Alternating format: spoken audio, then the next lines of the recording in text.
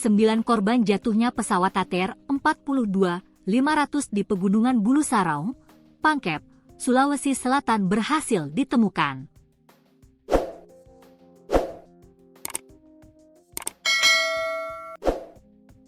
Empat jenazah termasuk satu bagian tubuh korban telah diserahkan di ke tim DVI di Makassar, Sulsel. Sementara 5 korban lainnya masih berada di lokasi jatuhnya pesawat dan akan dievakuasi hari ini, Jumat, 23 Januari 2026.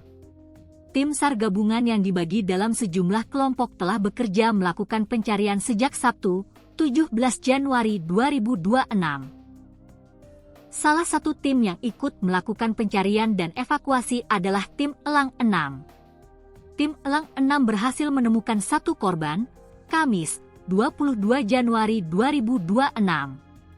Tim yang berasal dari Batalion Kavaleri 10 Mendagiri ini beranggotakan 30 orang dan ditugaskan untuk mencari korban pesawat.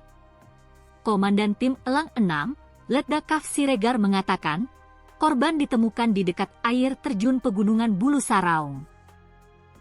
Kami berisikan 30 orang dipimpin saya langsung kami melaksanakan pencarian, sampai dengan titik ditemukan korban sekitar pinggiran air terjun, ujarnya, Kamis malam.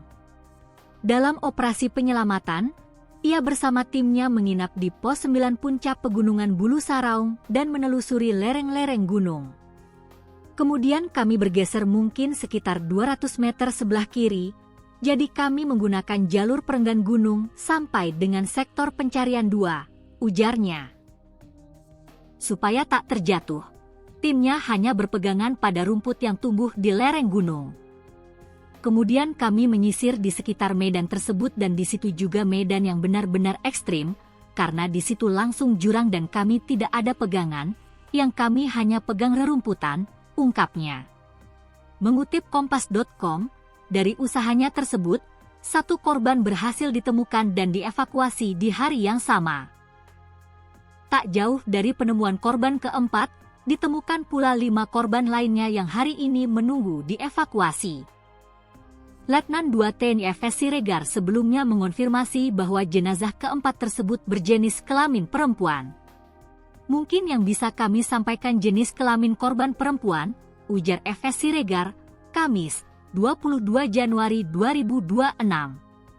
Mengutip tribundastimur.com, ia memastikan jasad yang ditemukan adalah pramugari setelah melihat dari pakaian yang dikenakan.